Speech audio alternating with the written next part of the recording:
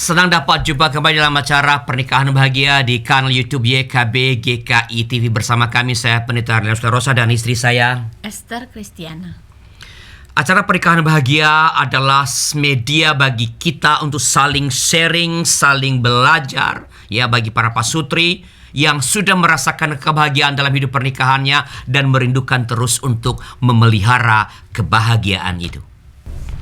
Ya, kita akan mulai pertemuan kita malam ini dengan bersama-sama berdoa. Mari kita berdoa. Tuhan, kami bersyukur padamu karena Tuhan memberikan kesempatan kepada kami pada malam ini untuk berkumpul kembali dan bersama-sama kami ingin berbagi untuk pembangunan karena pernikahan kami, membangun relasi kami sebagai suami istri, teristimewa di era atau di masa pandemi sekarang ini. Berkatilah percakapan kami, utamanya Bapak Pendeta Nana dan Ibu Pendeta Angelin yang akan menolong kami untuk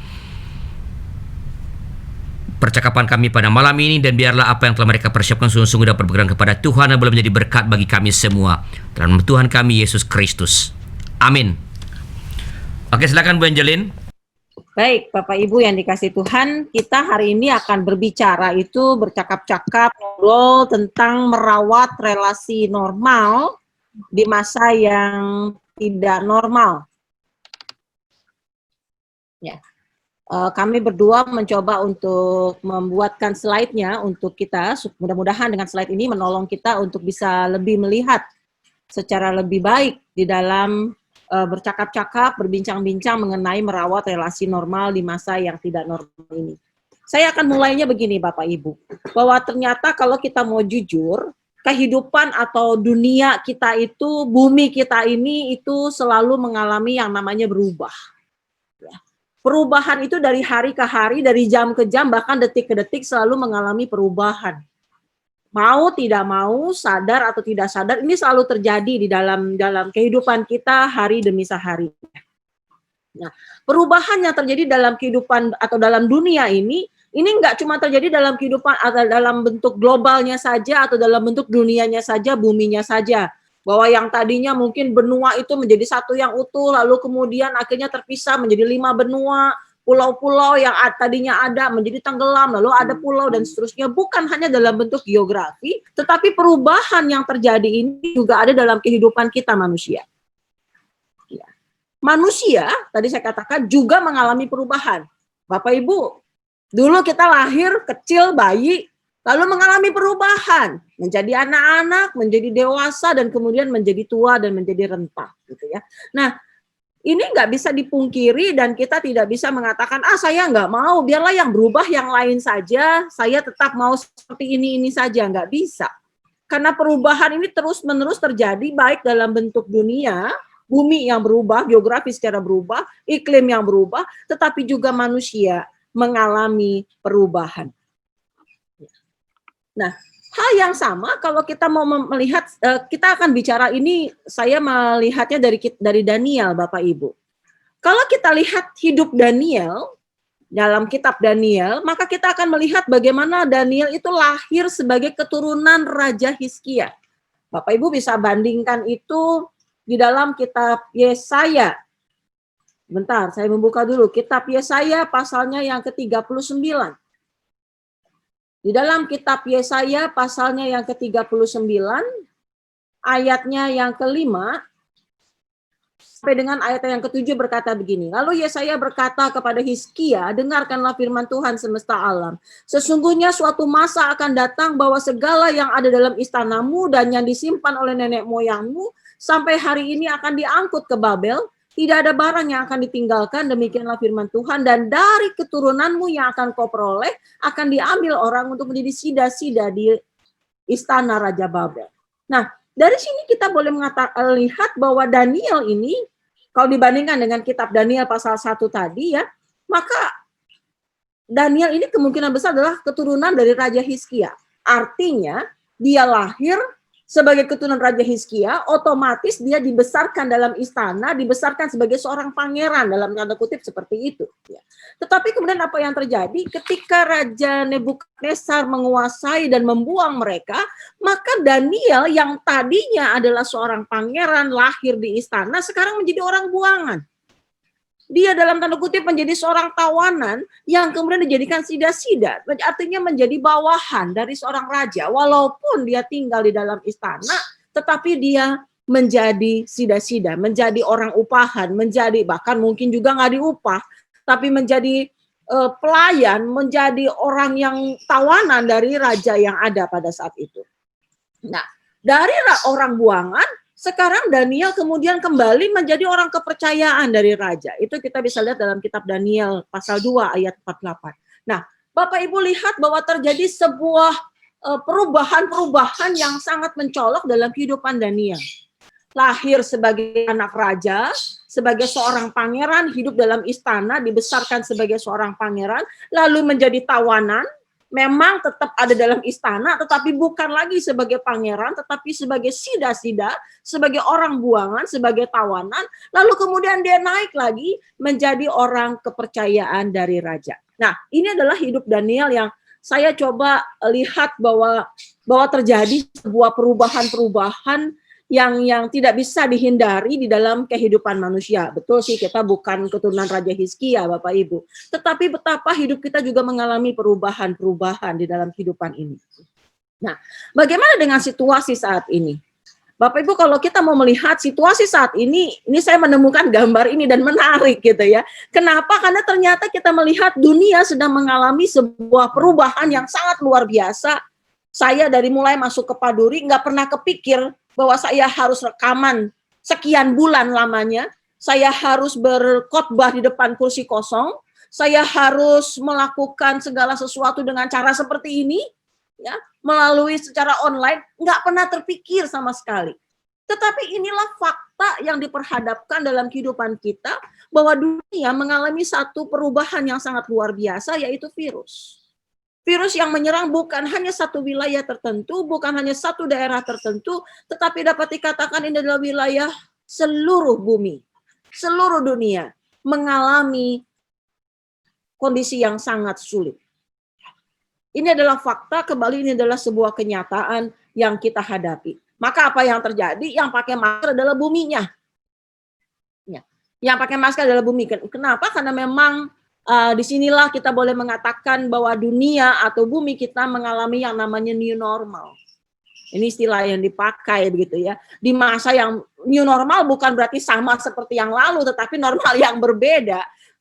Kondisi yang sebenarnya tidak normal dapat dikatakan demikian begitu ya.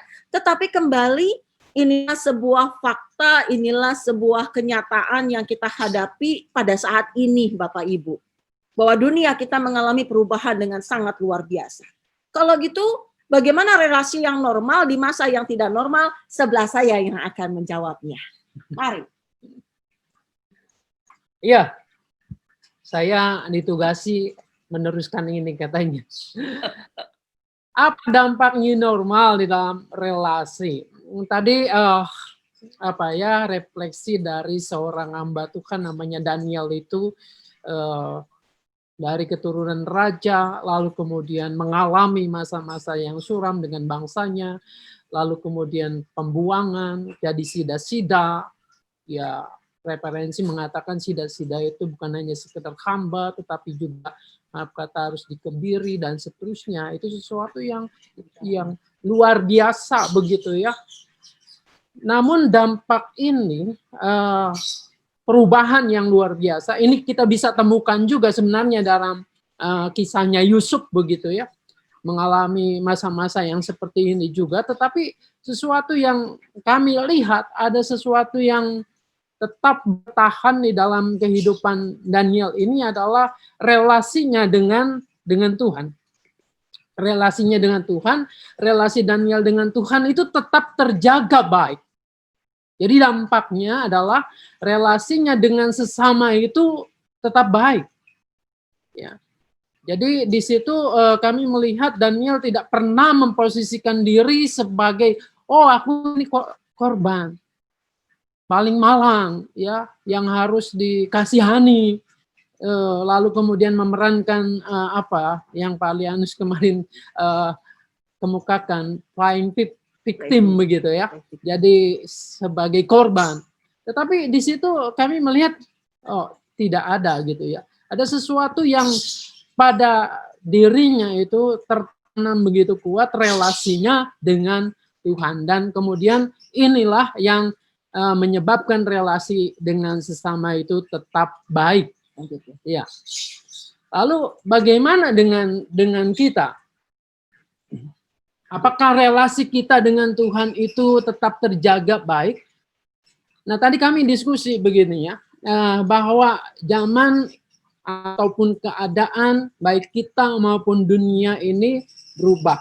Tetapi harusnya ada sesuatu yang tidak berubah, bahkan lebih baik, yaitu relasi kita dengan Tuhan. Relasi kita dengan Tuhan yang tetap baik. Saya mengingat dalam nasihat Paulus begitu ya, nasihat Paulus di dalam Roma 12, ini penatua biasanya suka hafal. Ayat pertama, ayat pengantar persembahan, ayat kedua, berubahlah gitu ya. Jangan sama dengan dunia. Kendati pun mungkin dunia dirasakan tidak mengalami perubahan, tetapi harusnya ada sesuatu yang berubah. Nah, kata yang dipakai di situ saya melihat kok ada yang menarik, yaitu kata metamorphostai. Ada dari kata dasar sebetulnya morphe. Morphe itu adalah sesuatu inti yang tidak berubah sebenarnya. Nah, inti ini, morphe ini, ya saya seringkali mengungkapkannya dengan apa ya, kalau air itu kita rebus, maka ia akan menguap. Jadilah uap air. Kalau kita masukkan ke freezer, esok hari kita menemukan jadi beku, jadi es.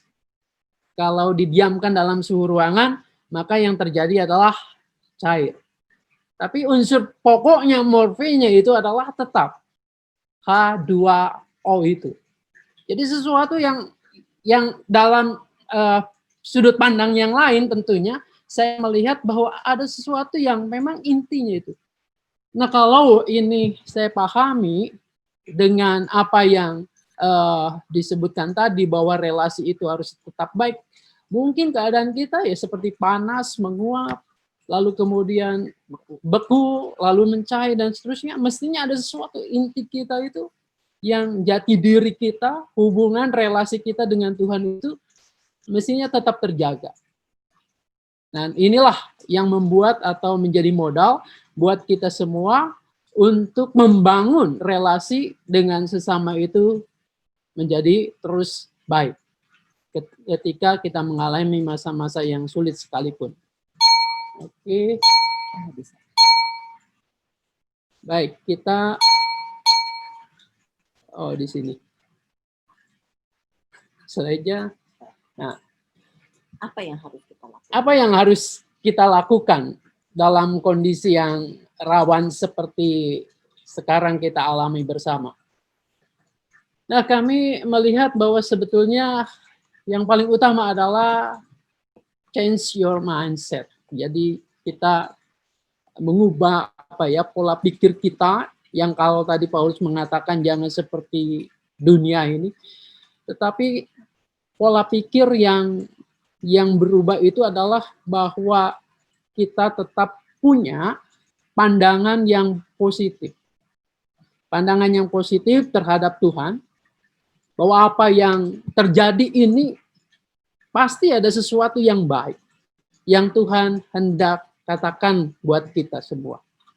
Jadi tidak memposisikan diri sebagai tadi korban, sebagai orang yang merasa begitu tertekan menderita, tetapi disinilah kita tetap punya pola pikir bahwa walaupun ini sulit, tetapi kita melihat dari sudut pandang positif.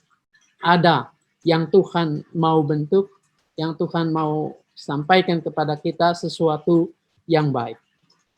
Nah, dari pola pikir inilah kemudian kita akan melihat ya, akan menerima ya setiap kondisi keadaan itu justru dengan kondisi, dengan keadaan yang welcome. Mungkin Artinya Jadi ketika kita punya pola berpikir yang kita sudah diubahkan bahwa tidak lagi menjadi kok ini hidup susah sekali ya, kok ini kita nggak bisa keluar, kok saya nggak bisa begini dan begitu karena terbatasi oleh virus ini, maka ketika mengubah pola berpikir akhirnya akan muncul sampai kepada tahap yang namanya acceptance, penerimaan. Bahwa memang inilah kan kondisi kita saat ini. Kita nggak bisa ngubah, kita nggak bisa mengatakan, enggak saya nggak mau ada virus. Lah ya nggak bisa lah, wong virusnya ada kok gitu loh. Ya, lah memang kita kondisi kita nggak normal kok, normal dalam pengertian yang seperti ini. Jadi disinilah kita boleh belajar untuk sampai pada penerimaan, dan penerimaan ini akan bisa terjadi kalau kita boleh mengubah cara berpikir kita. Pola berpikir kita. Kalau kita tetap berpikir, aduh ini susah sekali berhubungan dengan suami ini, susah sekali untuk bicara dengan orang seperti ini, tidak bisa menerima, maka tidak bisa. Jadi mulainya dari sini. Mengubah cara berpikir, mengubah pola berpikir bahwa kita harus menerima ada sebuah perubahan yang sedang terjadi di dalam kehidupan kita, ada sebuah perubahan yang terjadi di dunia kita saat ini, tetapi ada satu yang tidak boleh diubah, yaitu bagaimana relasi kita dengan Tuhan. Itu yang tidak boleh diubah. Nah, cara berpikir inilah yang akan membawa kita kepada penerimaan. Ya, membawa kita kepada penerimaan. Lanjut ya Pak. Lanjut Pak. ya, biasanya ayat ini yang seringkali ya buat kami juga menolong bahwa dalam segala kondisi keadaan itu Tuhan turut bekerja. Bekerja berarti bukan hanya kondisi yang baik, tetapi ya kondisi yang kita alami pada saat ini yang dinamakan mungkin new normal dan seterusnya. Tapi percayalah bahwa dalam hal-hal tersebut Tuhan bekerja, menolong untuk mendatangkan kebaikan bagi setiap orang yang mengasihinya. Nah, perkaranya adalah apakah kita betul sungguh mengasihi Tuhan dengan segenap hati kita, dengan kekuatan kita, lalu kemudian kita melihat bahwa setiap kejadian, peristiwa demi peristiwa yang kita alami, Allah itu turut bekerja, walaupun sulit yang harus kita alami. Dan bahkan kalau kita baca utuh perikop ini, ketika doa pun barangkali sulit untuk mengatakannya.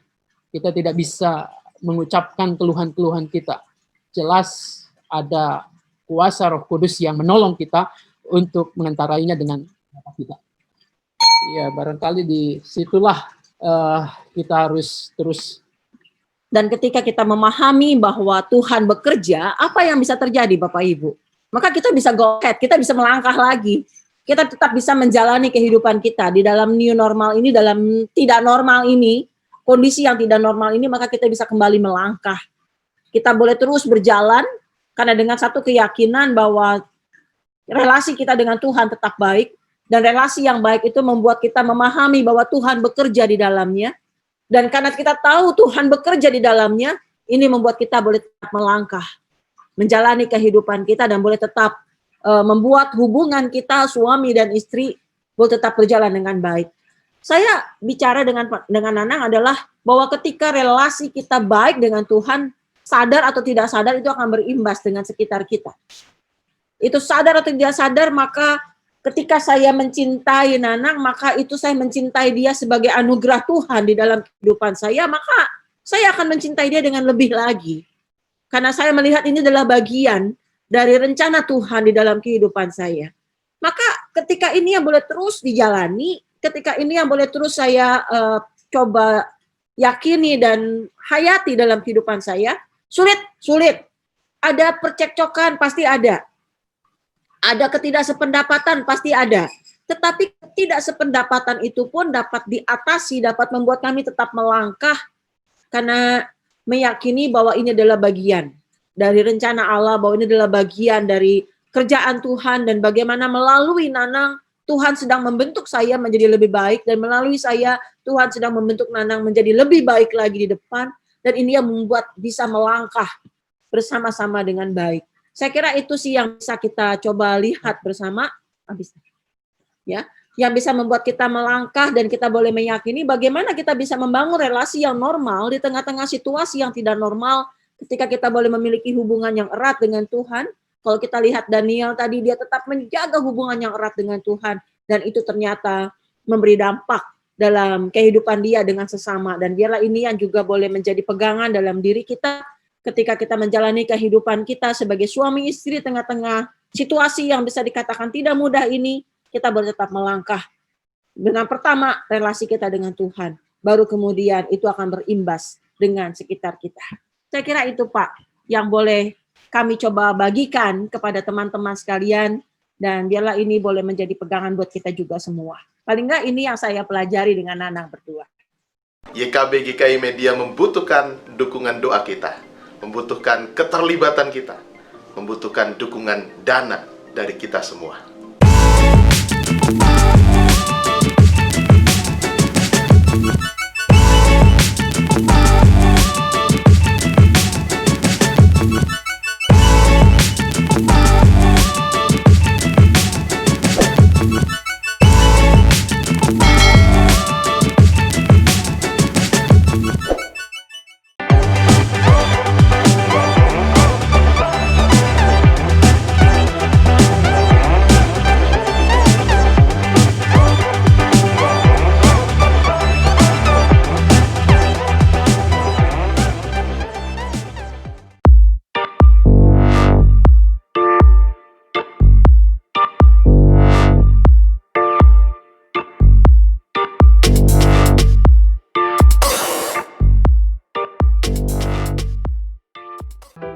Sahabat, mari dukung pelayanan dan pekabaran Injil melalui YKB dengan membagikan link acara ini kepada sebanyak mungkin orang. Dukungan juga dapat saudara lakukan dengan mentransfer dukungan finansial ke rekening BCA ke nomor 450 305 2990 450 305 2990 atas nama Yayasan Komunikasi Bersama.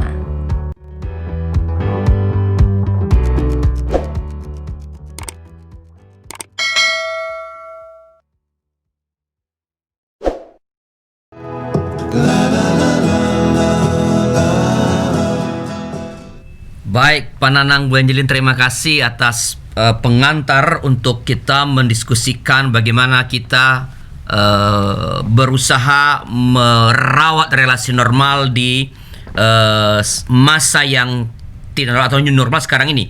Ya, ada beberapa poin penting tadi. Pertama, mulai dengan mengubah mindset, ya. Kemudian acceptance, penerimaan, menerima, ya. Apapun yang kita terima dulu itu jangan menolak, ya, apalagi melarikan diri.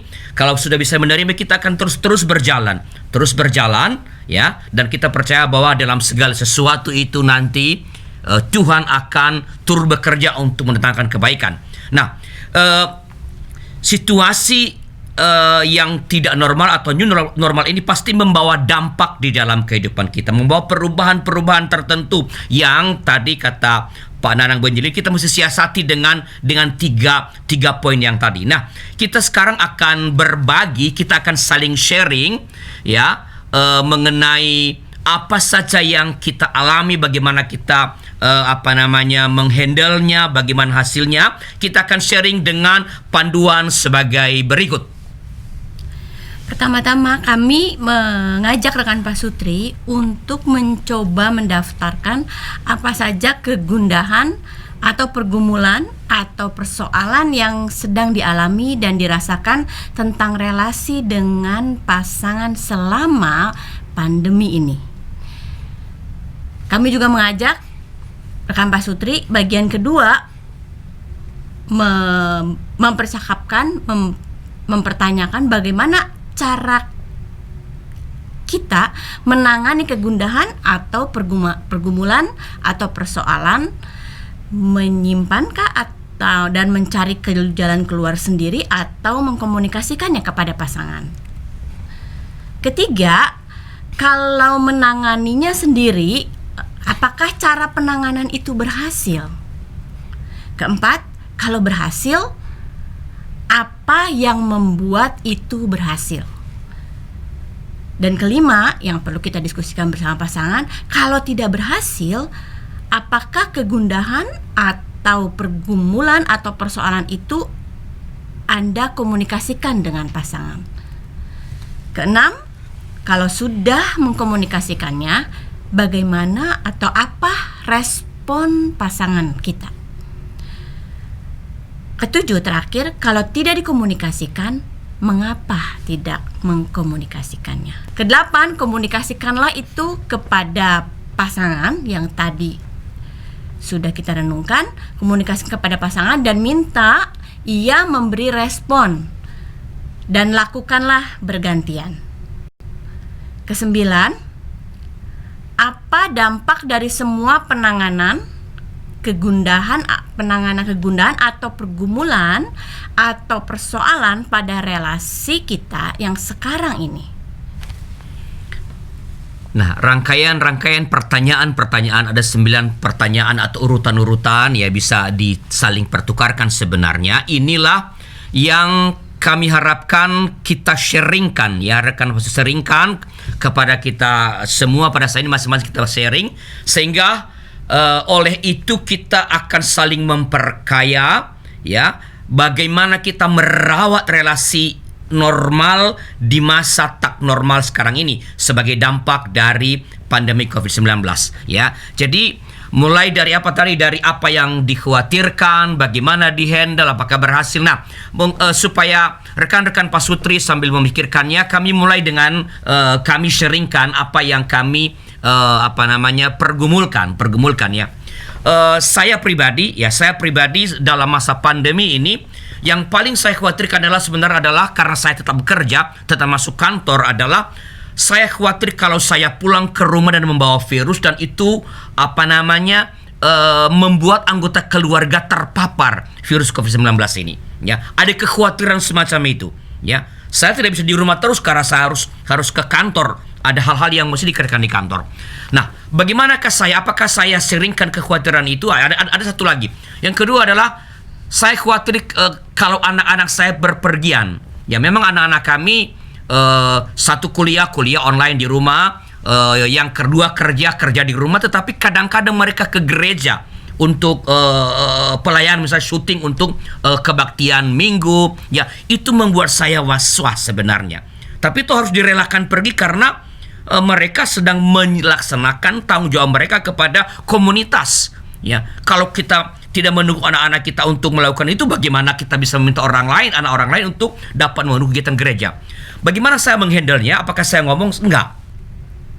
Ya, saya simpan dalam hati, saya tangani. Apa yang saya lakukan?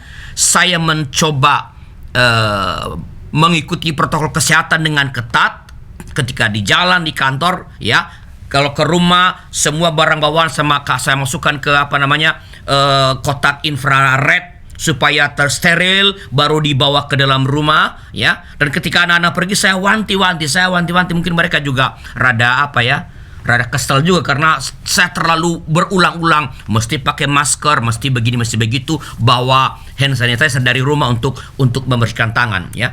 Apakah itu berhasil? Ya, sebagian besar berhasil bagi saya karena saya melakukan protokol kesehatan tadi ya. Apakah kegundahan saya hilang? Tidak. Tapi setidaknya saya bisa menghandle itu sendiri sehingga tidak mempengaruhi relasi saya dengan Esther. Itu pergumulan saya. Saya nggak tahu kalau Esther. Ya, kalau saya sendiri secara pribadi di awal-awal itu mengalami kegundahan. Mungkin bukan nggak disebut kegundahan, tetapi suatu perasaan yang sangat membuat saya merasa tidak nyaman, yaitu perasaan bosan. Bosannya itu bosan ketika saya harus memasak. Saya merasakan bosan yang luar biasa, sehingga saya merasa tertekan atau merasa nggak nyaman dalam masa periode ketika saya belum bisa menghadapi rasa bosan tersebut. Saya mulai merefleksi mengapa saya bosan pada saat itu, karena sebenarnya sehari-hari sebelum masa pandemi pun saya memasak seperti biasa, sebetulnya tidak mengalami perubahan. Tapi mengapa pada saat pandemi itu saya justru mengalami kebosanan yang sangat, sehingga saya merasa tidak mau atau malas sekali untuk memasak, sehingga sudah mempengaruhi perilaku ya. Sudah Sikap. mempengaruhi perilaku. Apakah saya mengkomunikasikan? Ya, saya mengkomunikasikan. Tetapi sayangnya saya mengkomunikasikannya dengan menurut saya tidak baik. Mengapa? Karena saya mengkomunikasikannya tidak mengungkapkan apa yang saya sedang rasakan, tetapi saya mengungkapkannya dengan negatif. Misalnya, ketika anak atau Pak Alianus menanyakan, masak apa mah hari ini? Makan apa mah hari ini? Pada saat itu saya menjawabnya dengan ketus, atau bahkan saya tidak menjawab sama sekali. Saya tidak menjawab sama sekali, dan mimik muka saya tahu dengan persis mimik muka saya itu dengan tidak bersahabat. Dalam beberapa saat baik Pak Alianus maupun anak saya yang paling besar biasanya yang sering menanyakan itu tidak ada respon negatif. Ketika kami membicarakannya berdua, saya baru tahu bahwa ya Pak Alianus itu apa Pak yang dirasakan responnya. Jadi saya artinya itu sebenarnya saya memahami rasa kesal itu, ya. Saya melakukan upaya untuk belajar menerimanya tadi ya, Pak Nanang bilang acceptance, menerima dengan cara bagaimana? Ya saya naik ke lantai 2 dan melanjutkan pekerjaan saya. Tadinya mau bersama-sama di dapur ya, atau saya membantu sebenarnya. Membantu misalnya kalau lagi masang toge, saya ikut motesin togenya dan sebagainya, mencoba melakukan. Kalau nyuci piring udah biasa kami bersama-sama, tetapi saya mencoba melakukan, atau kalau masakan sedang ada di kuali, saya ikut mengaduknya. Nah, itu respon saya ya, karena saya tahu ya walaupun dari dulu juga masak begitu, tapi mungkin tidak berpergian ya. Kami kan biasanya Jumat, Sabtu, Minggu, salah satu di antara hari Jumat atau Sabtu Minggu itu pasti kami keluar untuk makan di luar. Pasti. Selama sebelum pandemi. Sekarang ini itu semua hilang. Ya, itu mungkin akan yang membuat kebosanan ya. Kebosanan. Ya. Ya, jadi saya bersyukur sekali ketika komunikasi saya negatif, tapi bersyukurnya responnya itu tetap positif, sehingga pada saat itu kegundahan saya itu tidak saya bisa coba pikirkan ini rasanya udah nggak bener deh. Mengapa saya melakukan hal ini kepada orang-orang terdekat saya? Saya merasa bahwa ini sudah membahayakan. Baik membahayakan saya, kalau saya jadi cepat marah, sesuatu yang harusnya tidak marah tapi marah dan kesal, dan membahayakan juga orang-orang yang di sekitar saya. Saya mencoba dengan berbagai macam cara, yaitu mungkin saya bosan karena saya harus memilih berbagai macam menu. Akhirnya saya mencoba untuk mencari menu selama 30 hari. Saya pilih ada beberapa menu alternatif, kemudian saya print dan saya tempel di kulkas. Mengapa? Supaya ketika saya memasak dan saya kebingungan untuk masak apa, saya tinggal baca dan mungkin itu memberi inspirasi. Tapi rasanya itu tidak terlalu menolong, karena rasa bosan itu masih terus saja menggerogoti. Sampai suatu waktu ya tadi yang seperti yang Ibu Angeline dan Pak Nanang katakan tadi, ada penerimaan bahwa menerima bahwa ya saat ini saya memang bosan, dan memang keadaan kita memang keadaan yang tidak seperti biasanya.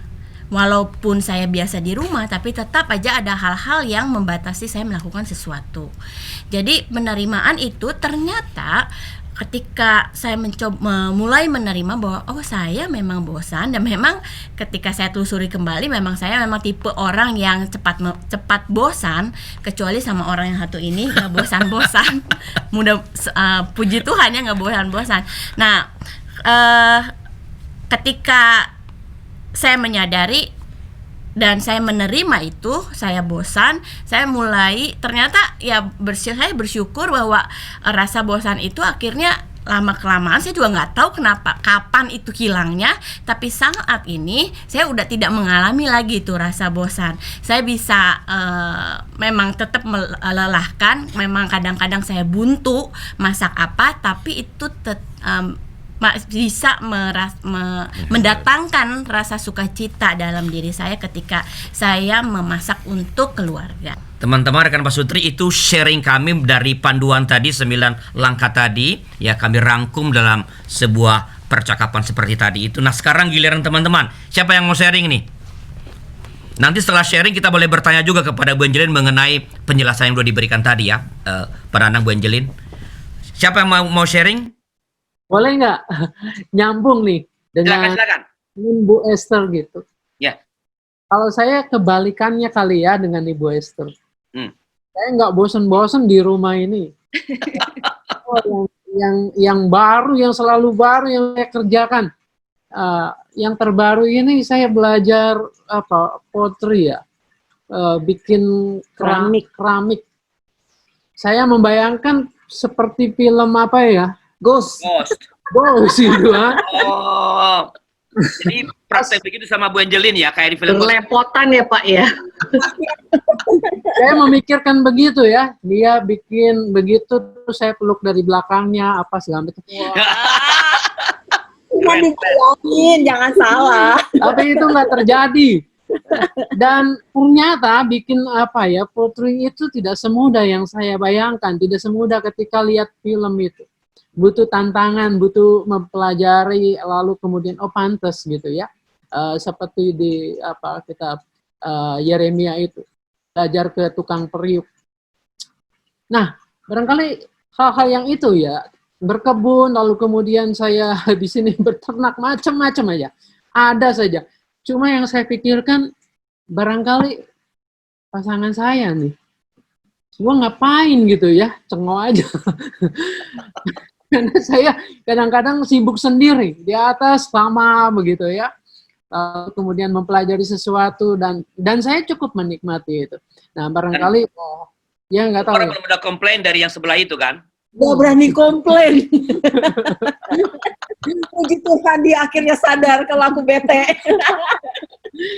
Nah, barangkali dalam sharing-sharing seperti ini baru saya menyadari, ya betapa barangkali ya begitulah, asik sendiri kayak iklan itu ya, papa beli sendiri, asik sendiri. Nah, disitulah kita disadarkan bahwa ada pasangan kita juga yang mungkin membutuhkan untuk sesuatu bersama-sama kita lakukan.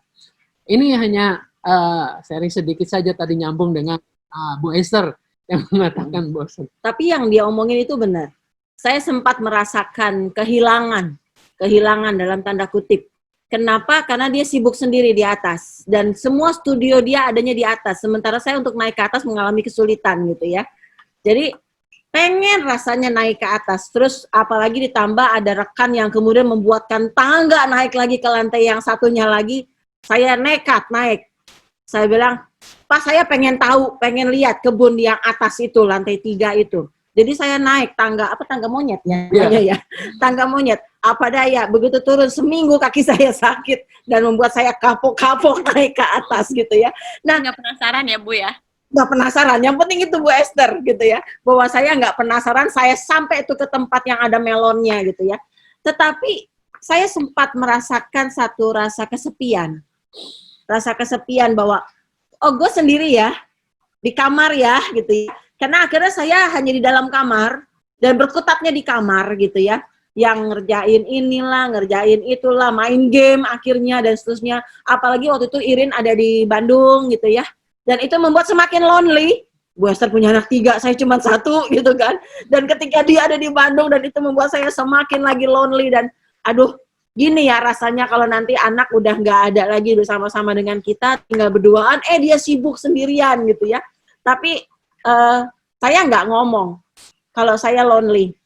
Saya nggak ngomong kalau saya kesepian, bahwa saya sendirian. Untung Tuhan menggerakkan hatinya, membuat dia menjadi sadar bahwa dia sudah membuat saya lonely gitu ya.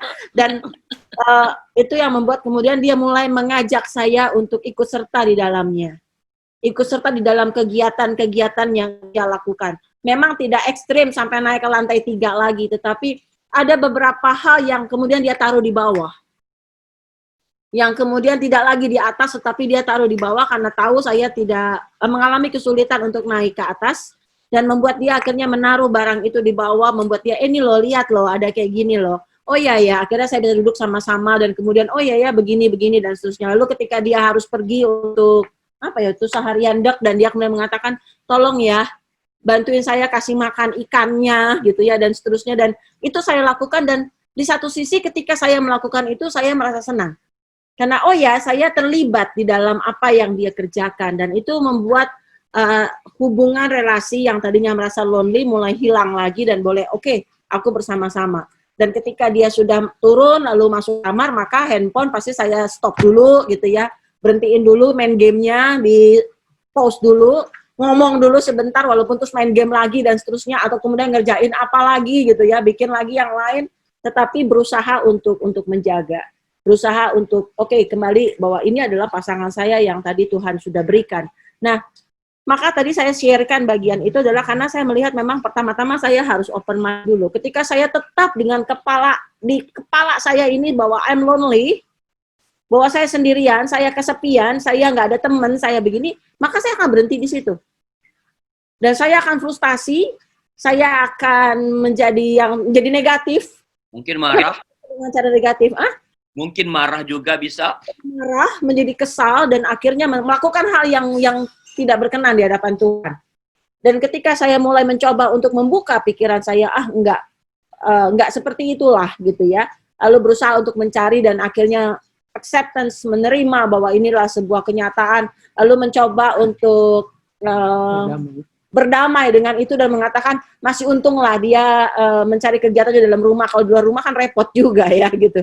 Nah, itu penerimaan itu membuat saya bisa lebih baik lagi. Dan penerimaan itu akhirnya membuat saya bisa go ahead. Membuat saya akhirnya bisa melangkah. Membuat saya akhirnya bisa oke, inilah kenyataan bahwa memang hidup kita selalu berubah, bahwa dunia kita memang berubah, tapi bagaimana perubahan ini tidak membuat hubungan kita sebagai suami istri harus mengalami perubahan yang jelek jadinya. Tapi bagaimana kita tetap memiliki perubahannya, harus perubahan ke arah yang baik, bukan ke arah yang buruk. Kira-kira itu yang boleh saya bagikan, sharingkan dan pengalaman di dalam relasi yang baru ini gitu ya. Dalam tatanan dunia yang tidak normal. Thank you. Ya, ini memperkaya. Jadi ada perasaan kesendirian ya. Ditinggal barangkali karena penanang dari atas, tetapi tidak membiarkan itu menguasai pikiran, ya, menerima lalu melakukan sesuatu, belajar naik walaupun akhirnya sakit, ya, belajar naik, sesudah belajar naik melahirkan perubahan pada Pananang. Pananang akhirnya membawa ke lantai bawah sebagian dari yang dikerjakan. Ini saudara, ini lihat ya. Mengubah pikiran, menerima, do something, dan perubahan itu artinya adjustment terjadi. Ya, menyesuaikan diri dengan situasi yang baru yang sedang dia. Oke, terima kasih Pananang Bu Angelin. Rekan Pak Sutri, silakan kalau ada yang mau sharing, ya, apa yang dialami, yang dikhawatirkan, yang pergumulan beratnya selama masa pandemi ini, bagaimana itu dihandle sendiri kah, berdua kah, hasilnya seperti apa? Silakan. Siapa yang mau sharing? Pak Niko, silakan Pak Niko. Saya mau coba sharing pengalaman saya, Pak ya. Apa saja pergumulan atau persoalan yang dialami atau dirasakan tentang relasi dengan pasangan selama masa yang tidak normal ini. Kami kira semua orang pasti mengalami dampak dari COVID-19 ini. Hanya mungkin kadarnya atau permasalahannya berbeda-beda.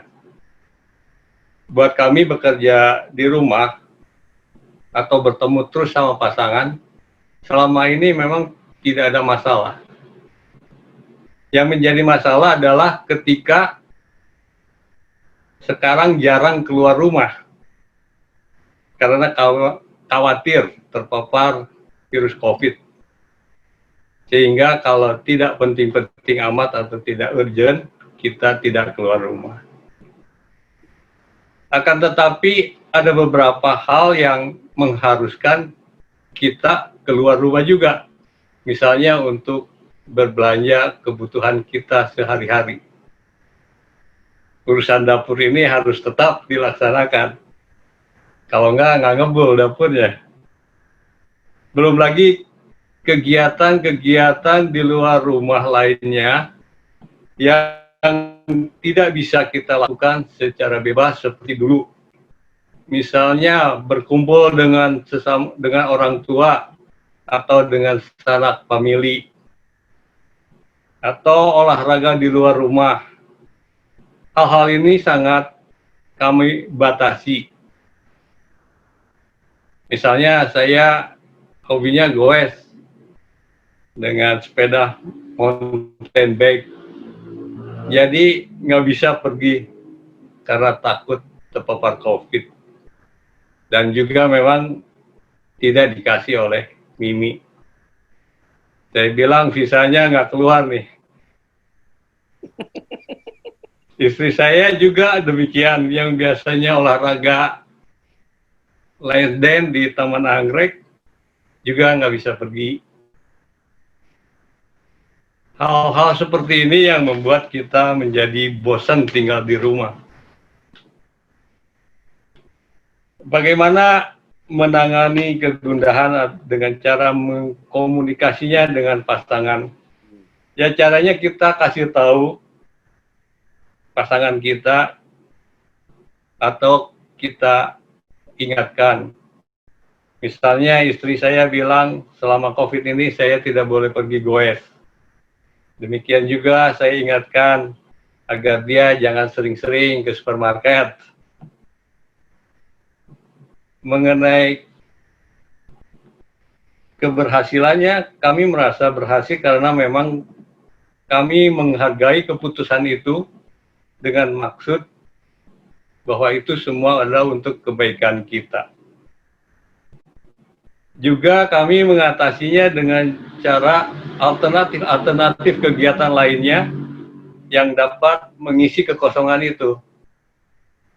Misalnya saya mengganti olahraganya yang tadinya saya goes pergi ke Bogor dan harus seharian di luar sana, sekarang saya ganti dengan maraton. Walaupun olahraga lari ini tidak seseru kalau kita goes. Kami juga mengisi waktu dengan menonton film drama bersama, olahraga yoga bersama di rumah, dan istri juga punya kegiatan baru. Misalnya buat masakan baru, bikin roti, bikin kue-kue, dan sekarang lebih sering merajut. Dan merajuk ya. Apa dampak dari semua perubahan ini berpengaruh buat relasi dengan pasangan? Kami tidak merasakan dampak dari perubahan-perubahan ini. Karena kami bisa beraktivitas walaupun lebih banyak dilakukan di dalam rumah, dan kami pun dapat mencari kegiatan-kegiatan lainnya yang bisa mengurangi kebosanan tinggal diam di rumah saja. Misalnya kami pergi ke Serpong, nginap di sana, kami dapat maraton, dapat jalan pagi, dan tetap bersama keluarga. Kami bersyukur semua dapat berjalan dengan lancar, dan kami juga memelihara relasi dengan Tuhan dengan baik. Mungkin itu saja. Terima kasih Pak Niko. Jadi mengapa tidak mengalami dampak negatif dari masa pandemi ini berada di rumah? Karena mengkomunikasikannya, lalu menyepakati perubahan-perubahan yang dilakukan dan mencari alternatif kegiatan sebenarnya. Jadi sudah punya pola, ya. Ada pengaruhnya, ada yang tidak bisa dikerjakan, tapi lalu disepakati ini penting, nggak boleh begini-begini, kita perlu begini-begini, dan dilakukan bersama-sama. Baik, Pak Niko. Terus mendekatkan diri. Mendekatkan diri ya, dan ya. Baik kepada Tuhan kan. Baik kepada pasangan maupun kepada Tuhan. Terima kasih Pak Niko, sangat inspiratif. Ada yang lain rekan Pak Sudi yang mau sharing? Silakan. Natali, yang lihat wajahnya Aku mau sharing cuma nggak ada pasangannya nih, lagi single. Lagi single loh ya. Lihat publik. Maksudnya single di balkon. Oke, silakan Natali. Ini aku mau sharing soal pola pikir, Pak. Aku mau sharing ada satu jurus jitu nih buat kalau di aku ya sama Dennis gitu. Jadi selama pandemi itu waktu kita sekarang waktu di Jakarta itu kita sebelum pandemi itu dari Maret itu pindah ke apartemen. Dari yang 300 yang lumayan besar rumah, terus saya harus tinggal di apartemen yang cuma 100 meter persegi. Tadinya keputusan ini juga pertimbangannya sangat berat karena itu kecil sekali tapi saya pikir tadinya ya udahlah anak-anak udah pada besar, mereka punya kegiatan sampai sore, sampai malam bahkan gitu. Jadi kami decide untuk oke, nggak apa-apa pindah gitu. Jadi apartemen cuma buat tidur aja. Tapi ternyata pandemi dan kami harus 24 jam di dalam rumah yang sekecil. Maksudnya dari perubahan rumah yang lumayan besar, kami pindah ke apartemen yang kecil, terus pandemi lagi.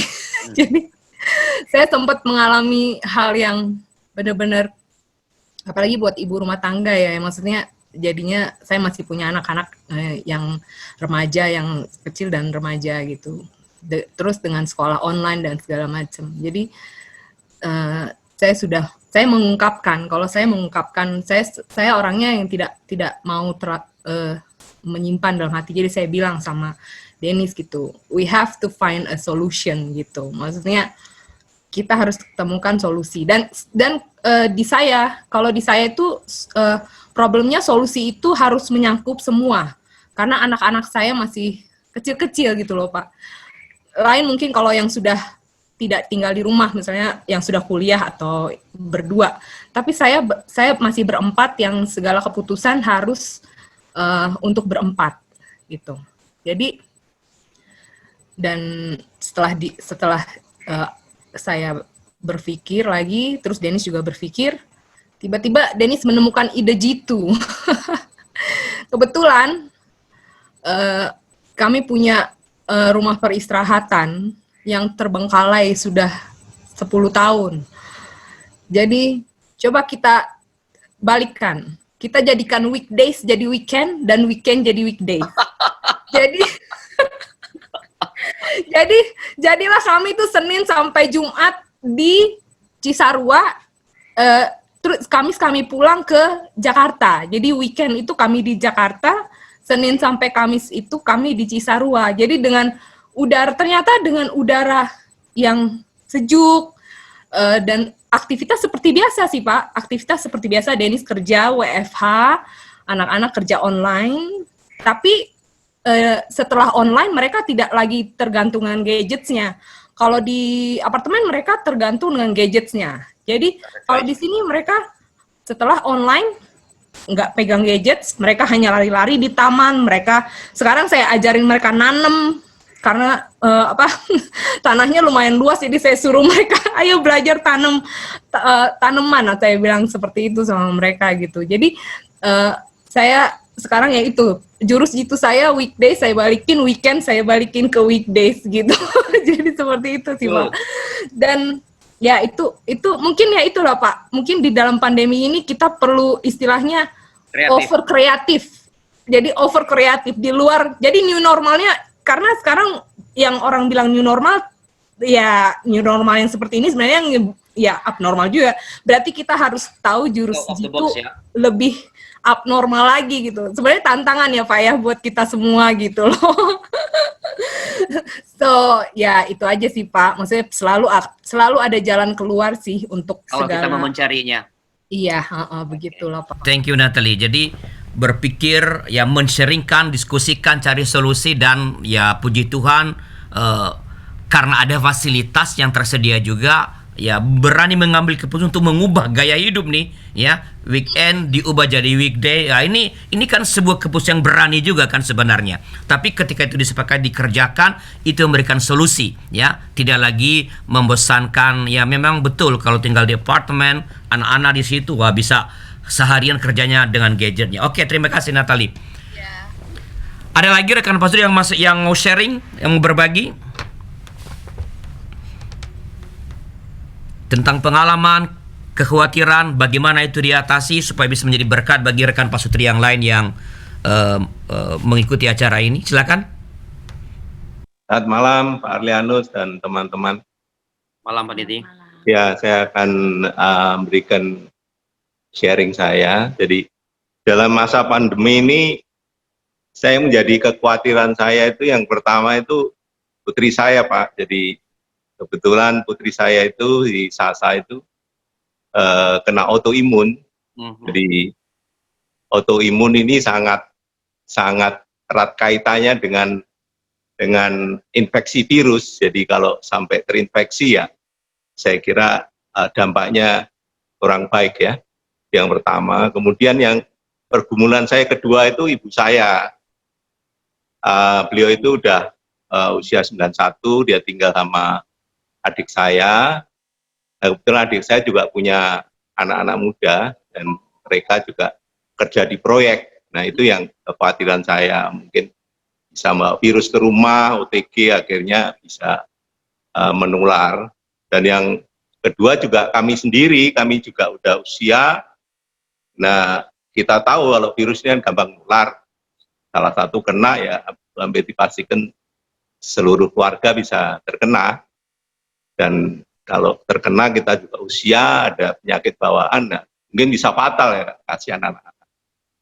Itu yang menjadikan kekhawatiran saya. Nah, satu saat tuh saya pernah chatting tuh sama Pak Arli.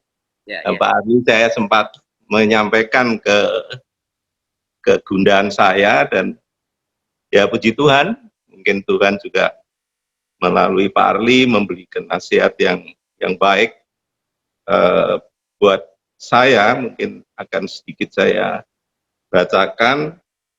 Pak Arli waktu itu memberikan chatting ke saya, sebenarnya sesuatu yang saya juga udah paham. Jadi Allah terkadang bekerja di luar kemampuan logika kita, Pak Arli nyampaikan gitu. Jadi berdoa, melakukan sesuatu yang dapat kita lakukan dan lalu berserah kepada Tuhan, itu adalah tindakan iman yang bertanggung jawab. Jadi ya saya bersyukur Pak, mungkin buat Pak Arli itu sesuatu yang ya biasa, tapi buat saya karena kalimat itu disampaikan oleh hamba Tuhan itu mempunyai satu meaning yang lain gitu. Jadi dengan kalimat itu membawa saya ke pengalaman yang 1,5 tahun sebelumnya, di mana pada saat saya menghadapi kenyataan bahwa anak saya itu kena autoimun. Nah itu Tuhan menolong saya melalui Markus 4:35-41 mengenai angin ribut itu, kemudian juga dengan Mazmur 23 ayat 4. Jadi yang Markus itu di situ perikop itu mengkisahkan, jadi Tuhan waktu habis pelayanan itu capek, dia sore itu mengajak murid-muridnya untuk menyeberang ke pulau yang lain, tempat yang lain melalui danau. Dan di dalam perjalanan itu perahu itu mendadak dapat serangan angin taufan. Jadi kalau di Lukas sama Matius 8 itu dikatakan sekonyong-konyong, jadi tahu-tahu terjadi seperti itu. Dan tentu yang situ terjadi adalah panik, kemudian marah sama Tuhan. Nah Tuhan mungkin capek waktu itu, jadi Tuhan tidur. Marah mereka bangunin. Tuhan, kamu nggak tahu nih kondisi kayak seperti ini. Maukah kita semua mati? Akhirnya Tuhan di situ menghadap angin dan ditenangkan. Tuhan kemudian ngomong, mengapa kamu takut? Kamu kurang percaya. Jadi di sini saya melihat Tuhan itu ada di perahu itu. Juga disadarkan kita sebagai orang percaya, Tuhan itu ada di satu perahu sama kita, Tuhan ada dalam kita. Cuma seringkali kita mengabaikan. Kemudian terjadi marah, panik. Nah, kemudian di situ masalah itu diredakan. Nah, tetapi kalau masalah autoimun ini kan berlanjut seumur hidup, nggak ada obatnya. Nah, saya dapat satu pengertian firman lagi dari tadi, Mazmur 23 ayat 4. Aku tidak takut, Aku berjalan dalam aku tidak takut bahaya melalui lembah kekelaman. Tidak tahu bahaya, karena Engkau bersetaku, tongkat dan gada dan tongkatmu yang menghibur aku. Dan hal ini yang akan akhirnya juga kembali lagi kami merasa dikuatkan dengan dipicu dari nasihat Bapak. Terima kasih untuk itu. Itu yang pertama. Kemudian yang kedua, kalau hubungan saya dengan Ros ya nggak ada masalah so far. Ya, dari selama masa pandemi ini, seperti yang pernah saya sampaikan juga, saya juga belajar, jadi tahu gimana sih ngurus rumah itu ternyata juga nggak mudah. Kemudian Ros yang dulu nggak bisa masak, jadi pinter masak. Kemudian gimana kita ngerawat taman, kita tahu, oh taman itu ya seperti merawat cinta juga. Jadi dari hal-hal itu kita bisa belajar sebetulnya. Nah itu yang selama ini saya alamin. Yang belakangan ini setelah pembantu ada, si Ros berubah, suka nonton drakor sekarang. Nah ini ya dia yang biasa tidur jam 10 tidur sampai malam. Tapi ya ada baiknya sih. Dia jadi sekarang tambah mesra sama saya. Saya bilang, nah ini saya ini cuman akibat dari kamu nonton, jadi sekarang efeknya ke saya, tapi nggak apa-apa, baik. Efeknya enak ya Pak? Iya, makin sibuk. Nah, terus yang ketiga, mengenai ini tadi Bu Angelin juga sampaikan, bahwa perubahan itu sesuatu hal yang harus selalu dihadapi manusia, walaupun perubahan yang pelan atau perubahan yang tragis. Jadi kita ya seharusnya adaptif dan fleksibel, yang tadi disinggung juga kita harus kreatif, ya, seperti itu. Nah dalam masa pandemi ini, kalau saya sedikit boleh out of context, jadi segala sesuatu bagi kita orang percaya ini kan tidak ada yang luput dari pemeliharaan Tuhan. Jadi Tuhan izinkan semua ini terjadi, gitu loh. Nah di sini juga banyak hal yang bisa kita renungkan, kita bisa gali. Yang sederhana aja ya, gimana virus yang cuma sebesar 1/10.000 mili itu bisa menghancurkan tata sosial, politik, ekonomi, dan juga mungkin spiritual dari umat manusia. Di sini menyadarkan kita bahwa manusia ini sebetulnya juga rentan. Manusia itu terbatas. Jadi ya paling enggak itu menyadarkan kita. Dan dengan kondisi yang seperti ini, ya tentu akan masyarakat juga banyak yang menjadi miskin, dan efek sosialnya mungkin juga menjadi tidak aman. Dan juga bahkan ramalan dari IMF yang saya rasa itu tepat sekali. Jadi ekonomi ke depan ini akan dibebani oleh besarnya hutang masing-masing negara, di seluruh dunia. Indonesia aja tadi saya baca sekitar 700 triliun, dia udah menarik hutang untuk menghadapi masalah pandemi ini. Kemudian Amerika mungkin sekitar 1,5 triliun US dollar, itu luar biasa dan pernah terjadi. Negara-negara lain juga begitu. Apa akibatnya? Mereka dapat dari mana uang? Ya utang ke masyarakat internasional. Nah utang ini kan mesti dibayar, ada bunganya, dan itu berarti setiap nanti sampai mungkin beberapa tahun ke depan, beban ekonomi ini akan terbebani oleh itu.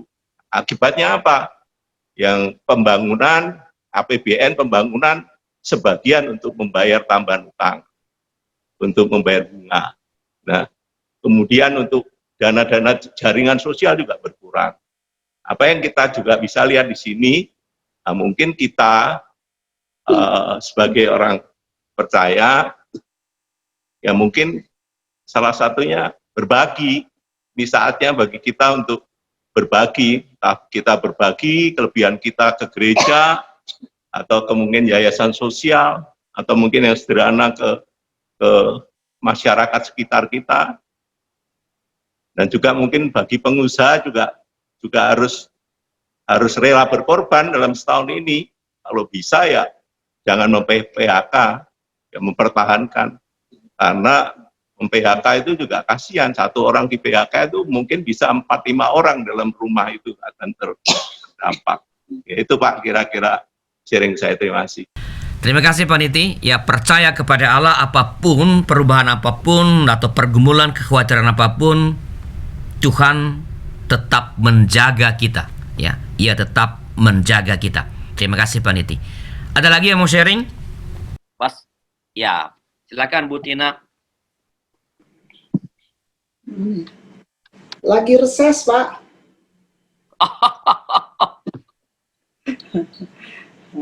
Lagi reses, lagi capek. Itu yang sedang dialami ya Bu, capek. Kenapa?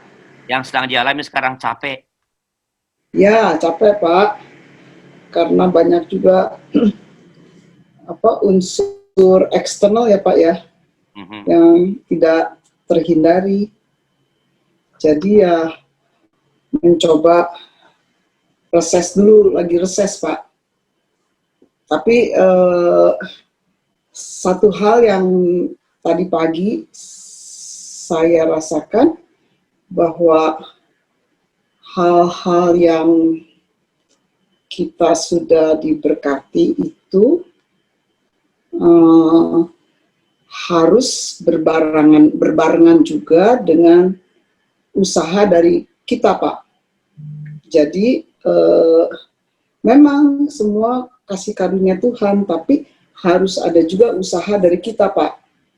Dan saya coba review apa-apa aja berkat Tuhan yang ternyata memang merupakan, bukan ternyata, diberikan Tuhan, tetapi juga ada bagian kita yang harus kita lakukan Pak. Jadi kalau sekarang ini ada yang rasanya belum dapat berkat tersebut, ya kaminya yang masih kurang berusaha Pak. Jadi kami mesti berusaha dan terus saja berdoa supaya Tuhan berikan hal tersebut gitu Pak. Tetap berusaha Nyom, namun apa yang kita usahakan memang tidak selalu berhasil. Bukan karena kita tidak cukup kuat berusaha, mungkin karena kita nggak tahu apakah ada rencana Tuhan di situ, atau Tuhan menyediakan yang lain yang mungkin belum kita sadari. Jadi ketika berada dalam keadaan beban berat, tentu harus berusaha. Tuhan pasti menolong, tapi kita memang harus melakukan sesuatu, ya. Tapi sekali lagi, melakukan sesuatu, ketika kita melakukan sesuatu dan belum kunjung menurut kita, belum kunjung beban ini terangkat, kita tetap terus bersyukur bahwa Tuhan pasti akan melakukan pada waktunya. Tetapi kita harus mengatakan pada diri kita, ya saya sudah melakukan apa yang semestinya saya lakukan. Saya tidak berhenti, saya bersyukur, tapi saya tahu Tuhan juga bisa punya sebenarnya planning yang lain daripada apa yang sedang saya usahakan ini. Baik Bu Tina, rasa capek mesti di-handle dengan banyak refleksi ya. Bukan refleksi begini ya. Ya, tadi yang Bu Tina refleksi tentang firman Tuhan dan sebagainya. Terima kasih Bu Tina sudah berkenan berbagi. Ada lagi yang lain? Tadi nggak dengar banget Natali sharingnya apa ya. Dia bilang pokoknya Dennis itu luar biasa lah pokoknya lah. Ya. Saya mau nanya aja Pak Linus kalau boleh. Ya. Tentang minta advice gitu ya. Jadi sebenarnya ini sebelum pandemi udah saya sedikit inilah yang sudah biasa dibicarakan itu tentang kecanduan sosial media, Instagram, Facebook itu, khususnya anak-anak saya gitu. Jadi karena mungkin memang mereka usianya udah mulai pakai internet, terus udah sangat aktif di Facebook, dunia maya gitu. Jadi mereka spend banyak waktu dengan gadgetnya gitu kan. Terus saya itu punya sedikit maybe worry tentang itu untuk masa depan mereka. Tapi kok lama-lama ditambah dengan pandemi ini, kita tambah di rumah, saya mungkin selalu ngelihat mereka dengan handphone. Akhirnya saya sendiri yang jadi bukan ketakutan namanya, sedikit paranoia ya. Jadi setiap 5 menit saya melihat mereka pakai HP, saya suruh stop, atau nanti saya masuk kamar lain, Andrea yang pakai HP. Nanti masuk kamar lain, Dalton lagi main game. Lama-lama saya jadi sedikit go crazy juga. Mungkin minta advice aja yang praktis ya itu untuk. Oke. Ya. Bu Penanang, Bu Angelin mau respons ini? Sebelum kami respons. Tadi kan sudah diungkapkan. Weekend jadi weekday, weekday jadi weekend. Ya, jadi ya betul ya, tadi Natali kan sharing itu salah satu cara tadi kan dengan pindah ke Cisarua itu ya, berweekday di sana dan itu menolong. Tetapi secara praktis sebenarnya Dennis dan Natali, salah satu cara ini bukan hanya karena pandemi, dari dulu juga nasihatnya sama sebenarnya. Bersosial media sesuatu yang tidak boleh dihindari. Itu dunia kita sekarang. We have to face it. Anak-anak kita juga begitu ya. Semakin dilarang, semakin mereka ingin mencari cara supaya mereka bisa keluar dari larangan, dari gembok yang kita bisa lakukan. Kalau kita kunci juga mereka lebih pintar dari kita. Jadi mungkin salah satu cara yang bisa dilakukan adalah mengatur waktu sebenarnya. Mengatur waktu kapan boleh memanfaatkan atau medsos ria itu, tentu selain job ya, apa tadi misalnya belajar, di luar belajar. Kapan mereka boleh, waktunya berapa, jam berapa, dan memperbanyak, karena anak-anak kalian masih kecil, memperbanyak waktu untuk bersama dengan mereka, menciptakan alternatif kegiatan. Ketika kita tidak punya alternatif kegiatan, kita nggak bisa dan tidak punya kekuatan meronta, nggak boleh ini, nggak boleh itu tidak menolong sama sekali. Mesti mencari alternatif kegiatan yang bisa dinikmati bersama dengan anak-anak.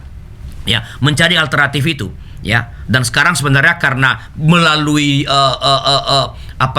internet juga kan kita bisa gampang mencari jenis-jenis permainan apa yang bisa kita lakukan bersama dengan anak-anak. Ya, dan pada saat yang sama kita mengatur waktu, kita bermedsos sama-sama, jam sekian sampai jam sekian kita bermedsos, jam sekian kalian belajar, papa juga kerja, jam sekian kita mesti acara keluarga, kita main, jam sekian kita berdoa. Nah, dengan mengatur jadwal semacam itu, anak-anak merasa ditolong bahwa mereka bukan dilarang untuk bermedsos, tapi mereka diatur dan orang tuanya juga ikut aturannya. Ya, jangan sampai kita bilang jangan bermedsos, kita yang main game tadi kan, Natali, nggak boleh kamu tapi saya boleh. Ya, kalau kita bilang mereka jangan, jam segini nggak boleh bermedsos, nggak boleh main game, kita pun tidak bermain game dan tidak bermedsos pada waktu yang sama. Mengapa? Sekali lagi, karena anak-anak kalian masih kecil. Kalau kami udah besar, nggak bisa digituin. Kalau anak udah besar, mereka udah punya jadwal mereka sendiri. Tapi kalau yang masih kecil, masih bisa ditata seperti itu. Mudah-mudahan tidak menolong. Dan mungkin sebagai orang tua kita perlu memperlengkapi anak untuk menggunakan medsos secara cerdas. Karena anak nggak mungkin, jangan dibiarkan dengan sendirinya aja gitu loh. Tapi kita memperlengkapi anak menggunakan medsos itu secara cerdas, sehingga ketika dia menggunakan Instagram itu dengan bijaksana, baik untuk lingkungan dan baik untuk dirinya sendiri. Dan media sosial yang lainnya juga. Jadi medsos itu dapat bermanfaat secara positif bagi dirinya, dan itu orang tua kita perlu memperlengkapi. kadang-kadang ya betul kata Pak Leonus juga, untuk kita juga harus ikut disiplin, tapi susahnya itu kita mau mendisiplinkan anak tapi kita sendiri juga kadang-kadang tidak bisa disiplin. Iya. Tuh, saya dengan itu yang saya lakukan adalah saya ikut di dalamnya. Artinya ketika dia punya IG, saya pasang IG juga. Ya. Lalu kemudian saya ikut memantau apa yang dia tulis di dalam IG. Ya. Dan kebetulan saya dengan Irin selalu membiasakan dari kecil adalah ngobrol. Ada apa-apa saya ngobrol sama dia, saya ngomong apa sih fungsinya, apa sih ininya dan seterusnya. Malah sekarang dia suka live ya. IG yang live ya. Dia punya ada akun satu lagi dan saya ikut dua-duanya, dia punya 2 akun dan saya ikuti dua-duanya gitu ya. Ketika ada satu akun yang dia live, saya ikut masuk di dalam live-nya gitu ya. Dan kemudian teman-temannya bilang, terus dia ada sambil live, dia bilang gini, "Hi mom, sorry, this is my mom," gitu kan ya. "Yes, hi girls," aku bilang gitu. Tapi artinya di situ saya mau mengatakan bahwa aku ada di sana. Aku ada di sana. Udah berkomentar macam-macam tapi kan ya. Oh, enggak sih, kebetulan enggak gitu ya. Tetapi kemudian Kalau saya komentar macam-macam soalnya di itu ada mamanya. di blog. Menariknya adalah ketika saya selalu bicara, saya ikut di dalam medsosnya dia gitu ya. Saya memberikan isi yang positif di dalam medsos saya supaya medsos yang positif ini bisa memblok atau bisa menutup yang negatif dari yang teman-teman yang lain gitu loh. Dan menurut saya it's okay dengan cara seperti itu. Mungkin karena anak saya udah besar gitu ya. Tetapi itu bisa terjadi ketika dari kecil saya membiasakan untuk ngomong. Untuk ngobrol. Kalau saya sih mikir gitu sih, sama kayak Ibu Esther mungkin ya, memberitahukan dampaknya apa dan sebagainya. Itu kan bisa terjadi kalau kita bangun komunikasi ya. Kalau kita ngobrol sama dia dari awal, bukan tunggu udah gede baru ngobrol, telat. Ya. Tapi dari kecil dibiasakan untuk ngobrol, dibiasakan untuk melihat bersama-sama, memutuskan bersama-sama dan sebagainya. Saya pikir sih itu bisa menolong. Kalau saya tertolong dengan cara seperti itu. Thank you Bu Angelin sharingnya. Dan oke, ada lagi teman-teman yang mau sharing? Ya, kalau kita sih mau sharing dalam masa pandemi ini, saya pribadi bersyukur semenjak dari awal masa pandemi ini saya tetap bekerja. Kalau ditanya, ada rasa khawatir juga karena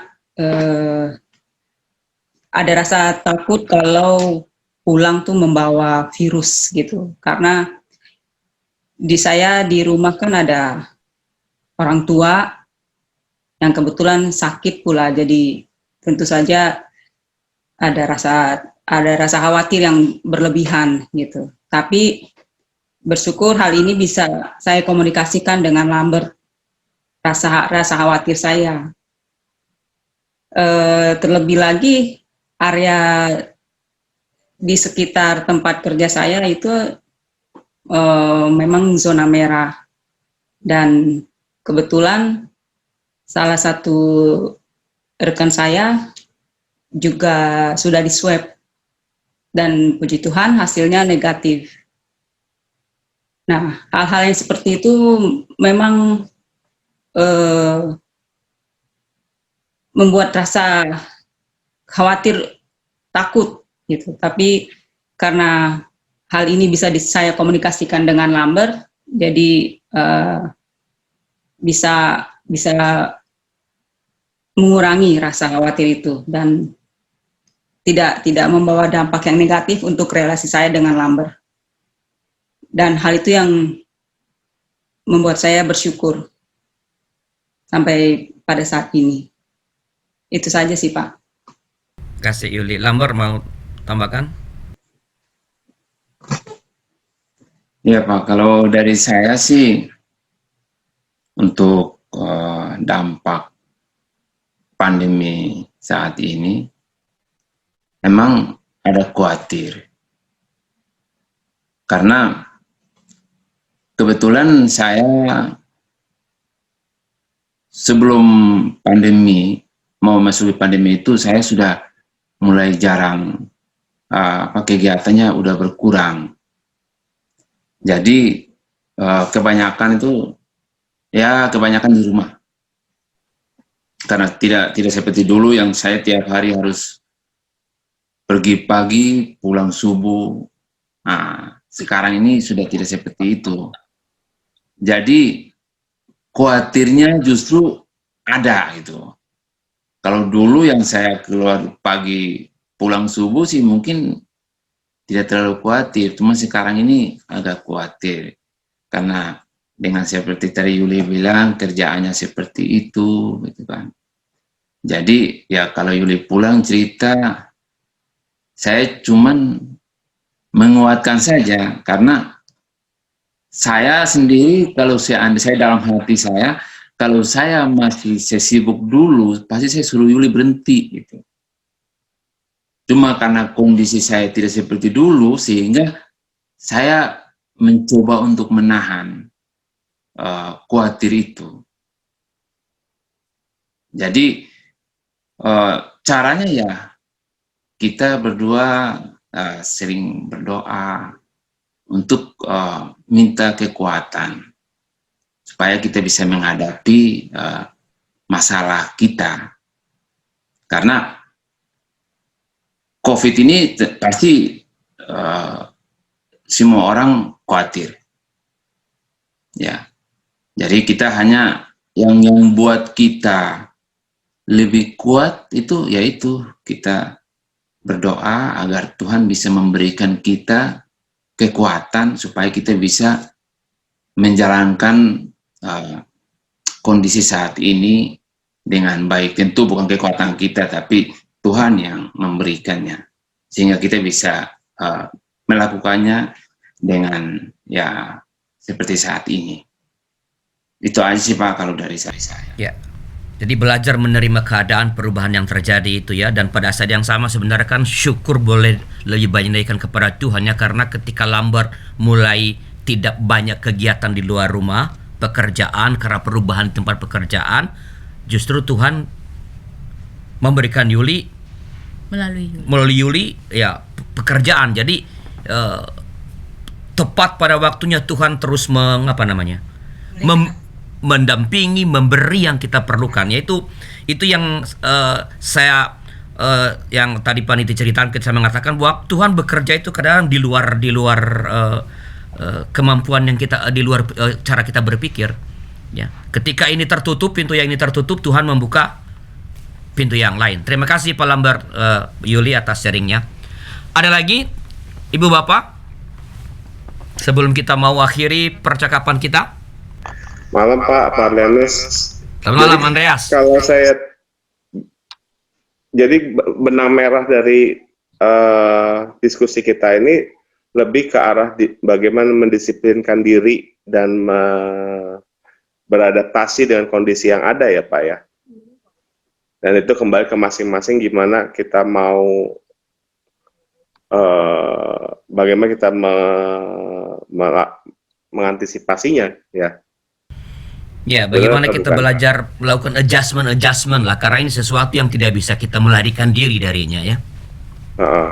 Cuma tinggal kreativitas dari masing-masing orang atau pasangan keluarga, gimana mereka melakukan adaptasi tersebut ya. Ya, dan adaptasi tersebut kan dikomunikasikan dengan pasangan tentu saja. Iya. Oke. Kalau tak ada lagi, apakah sebelum kami memberikan catatan-catatan, apakah ada catatan-catatan rangkuman atau penutup pesan pastoral dari Pak Nanang Bu Angelin berkaitan dengan semua percakapan kita sampai saat ini? Kalau ada silakan Pak Nanang Bu Angelin. Kalau saya sih tetap ya melihat bahwa bukan soal bahwa kok saya berbeda sendiri misalnya dari Pak Slamet tadi, yang lain enggak, bukan soal itunya sih, bahwa memang kenyataannya tetap ada yang berubah dalam diri Pak Slamet, bahwa keluar sekarang pakai masker, itu kan sesuatu yang berbeda sebenarnya gitu ya, bahwa memang ada perubahan dan ini kita tidak bisa pungkiri, kita tidak bisa mengatakan enggak ya, ada sesuatu yang berbeda. Sekarang pun isi tas saya bukan cuma dompet sama handphone, tapi di sana pun ada masker, di sana ada hand sanitizer gitu ya, ada perlengkapan-perlengkapan lain yang memang mau tidak mau saya bawa, walaupun nggak sampai bawa sendok piring sih gitu ya. Tetapi itu ada, bahwa ada masker karena saya harus berganti 4 jam sekali dan seterusnya. Dan bukan berarti saya mengurung diri di rumah terus, enggak juga.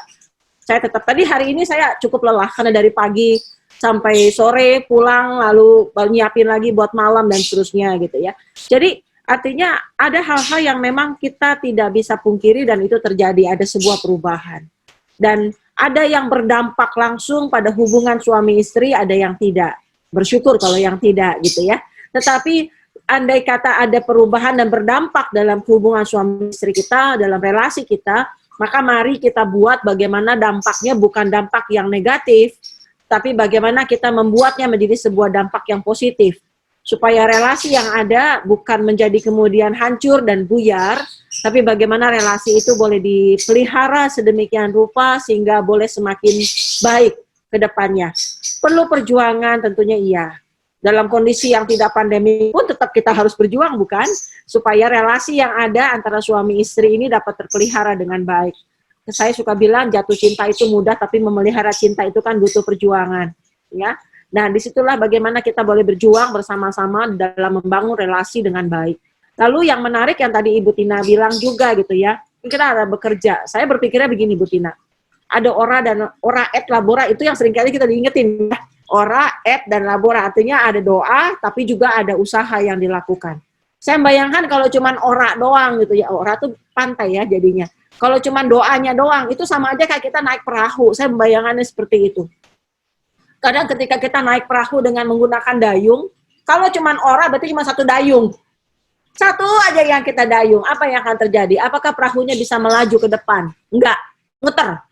Ya, itu akan terjadi. Atau cuman bekerjanya doang, laboranya doang, tanpa ada doa, muter juga akhirnya karena cuma sendiri dia akan muter di situ. Maka apa yang terjadi ini harus bergerak bersama-sama.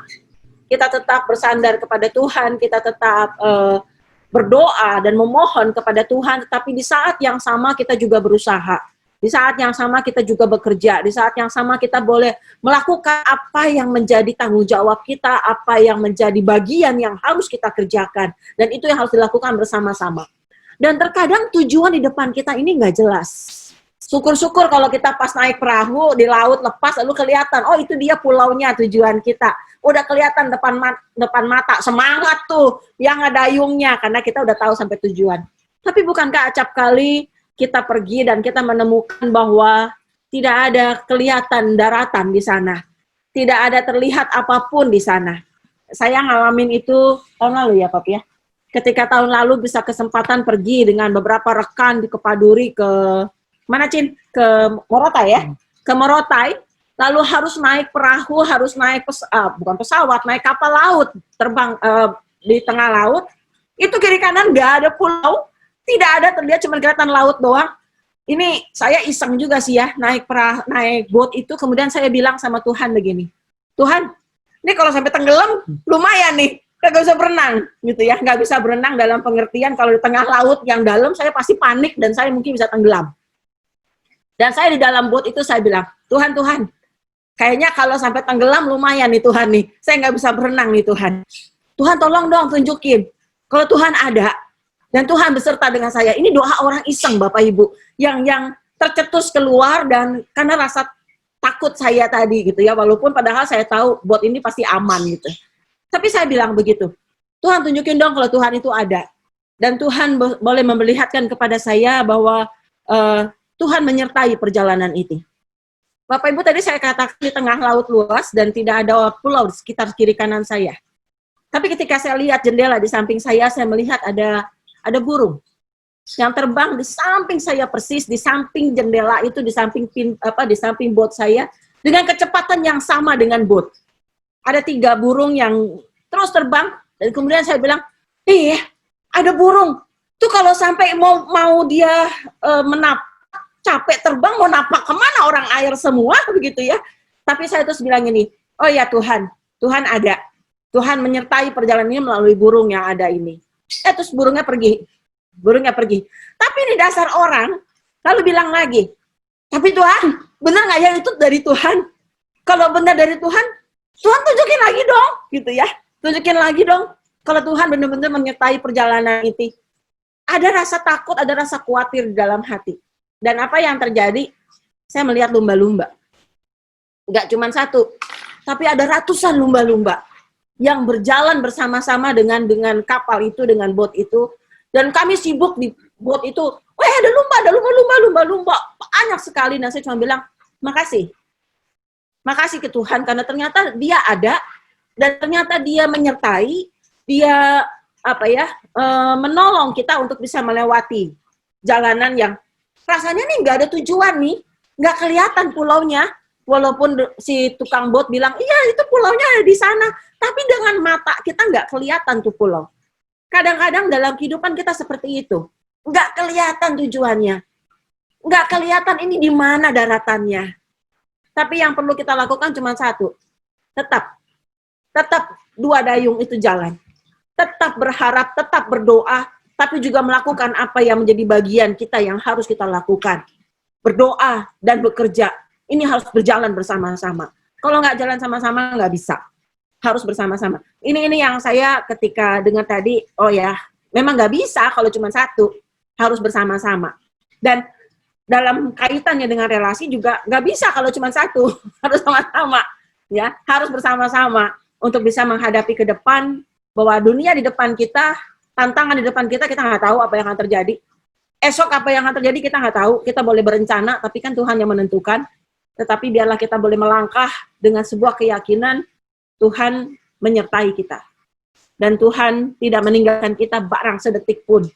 Bahwa kita boleh mengalami ini semua, itu semua tidak terlepas dari bagian dari rencana Tuhan di dalam kehidupan kita, bagian dari pembentukan yang Tuhan buat dalam diri kita. Saya kira itu saja catatan dari saya, mungkin Pak Nenang mau nambahin. Ya, cuma saya mau bilang, Tuhan itu baik. Terima kasih Penanang Bu Angelin. Ya, perspektif teologis diberikan bagaimana kita melihat pergumulan-pergumulan, perubahan-perubahan yang ada yang mesti kita respons di tengah-tengah pandemi COVID-19. Kami akan memberikan karena landasan teologis sudut pandang sudah diberikan oleh Penanang Bu Angelin, kami akan memberikan catatan untuk berupa hal-hal yang praktis. Ya, di era tak normal atau lebih tepat disebut sekarang ini new normal ini, kita perlu semakin konsisten dalam melakukan hal-hal yang merawat relasi. Jadi konsisten melakukan hal-hal yang merawat relasi dan menjauhkan diri dari hal-hal yang menghancurkan. Ini semakin penting sebab di masa new normal ini, apa yang pada masa lalu tak akan menjadi persoalan, ternyata sekarang bisa menjadi persoalan. Persoalan-persoalan kecil yang dulu segera berlalu ketika kita pergi ke tempat kerja, sekarang bisa tetap di situ karena kita tidak kemana-mana. Tidak ada pengalihan yang terjadi secara otomatis atau dengan sendirinya. Seorang ahli mengemukakan bahwa setiap satu kali kita melakukan hal yang melukai, dibutuhkan setidaknya 5 kebaikan untuk memulihkannya. Setiap satu kali kita melakukan hal yang melukai, dibutuhkan setidaknya 5 kebaikan untuk memulihkannya. Pak Sutri yang perbandingan kebaikan dengan keburukannya adalah dengan rasio 8-10, potensial mengalami perpisahan. Karena itu kita benar-benar harus menjaga perkataan dan sikap kita. Perkataan dan sikap kita memberi pengaruh dalam merawat relasi normal, secara khusus di masa tak normal atau new normal ini. Nah, rekan Pak Sutri, John Gottman mengemukakan beberapa hal yang penting dan utama dalam merawat relasi. Ya, apa yang merawat dan apa yang menghancurkan relasi. Ia mengatakan, ya, hal-hal yang merawat relasi adalah pertama adalah menghargai. Ya, supaya kita bisa menghargai pasangan, maka kita perlu mengenali perasaannya, mengenali hal-hal yang menarik atau ketertarikannya. Kita perlu mengenali mimpi-mimpinya, pandangan-pandangannya. Dan kita untuk dapat mengenali itu, kita perlu mengajukan pertanyaan-pertanyaan terbuka. Ia mengatakan bahwa pastikan setidaknya 50% paling tidak 50% yang kita katakan kepada pasangan kita adalah pertanyaan-pertanyaan terbuka. Bagaimana menurut kamu? Ya, bukan ini atau itu. Mau pergi apa enggak? Mau makan steak atau mau makan salad? Itu pertanyaan tertutup. Bagaimana pendapatmu? Apakah menurut kamu menarikkah ini? Bagaimana engkau memandang ini? Pertanyaan terbuka. Yang kedua, mengekspresikan kekaguman, setidaknya berterima kasih kepada pasangan, ya. Jadi mengungkapkan kekaguman kita pada hal-hal yang ia lakukan. Ya, misalnya tadi kalau Bu Angeline tadi Pak Nanang memindahkan ke lantai dasar sebagian dari yang ia kerjakan di lantai 2 atau lantai 3, ya kita mengungkapkan terima kasih kita bahwa dia melakukan sesuatu demi kita, demi kebaikan relasi kita. Yang ketiga adalah beralih dari yang sedang kita kerjakan ke yang disampaikan atau dikerjakan pasangan secara antusias. Beralih dari perhatian dari yang sedang kita lakukan kepada yang sedang diceritakan atau sedang dikerjakan oleh pasangan secara antusias, ya. Dan kita perlu respons yang mencerminkan kekaguman. Misalnya gini, kalau saya lagi bikin naskah di rumah, lalu misalnya Esther tiba-tiba menemukan sebuah YouTube yang menceritakan sesuatu, Pak ini menarik deh. Meskipun saya sedang asik dengan menyusun naskah, ketika dia mengatakan ini ada yang menarik, saya berhenti sejenak melihat. Walaupun mungkin menurut saya itu biasa aja, ya, saya perlu mengatakan wow, ya. Jadi mengungkap kekaguman, memberikan respons yang mencerminkan kekaguman kita pada apa yang sedang ia kerjakan.